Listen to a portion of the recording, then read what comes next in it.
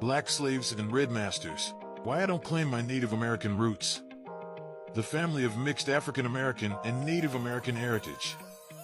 The Oklahoma Historical Society has this image in their American Indian archives and lists the people as being from the Czarina Conlon collection photographs. Cheyenne Indians, L. to our Mrs. Amos Chapman, her daughter Mrs. Lee Moore as an infant, Mrs. Chapman's sister, and an unidentified young black girl. Photo by Soulview artist. 1886, 2554. By founder and executive editor Nehemiah D. Frank. I have never questioned my Native American ancestry. I have Creek and Choctaw blood flowing through my veins. I also have French blood running through me, more of it than Native American.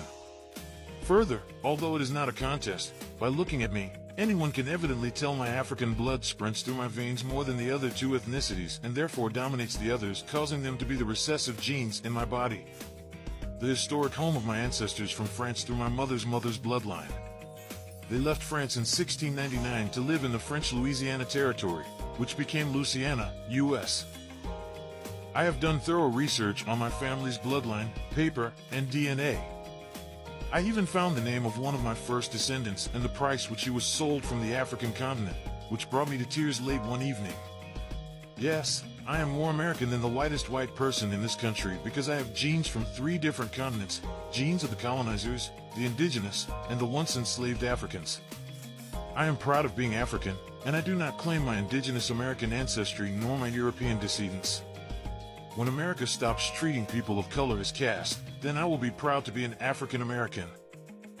Because society shapes the stigma that I wear daily, I on the outside am merely a black man who carries the burden of his African ancestors' dreams and aspirations. Their greatest ambitions merely to see me physically and mentally liberated, enlightened, and not treated as a second-class citizen.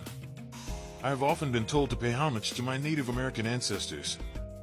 I even attended my first and only powwow at the age of 7, but today, I will not pay homage because I understand the history, and my personal convictions will not allow it. It is my own choice, and I am unapologetic about that.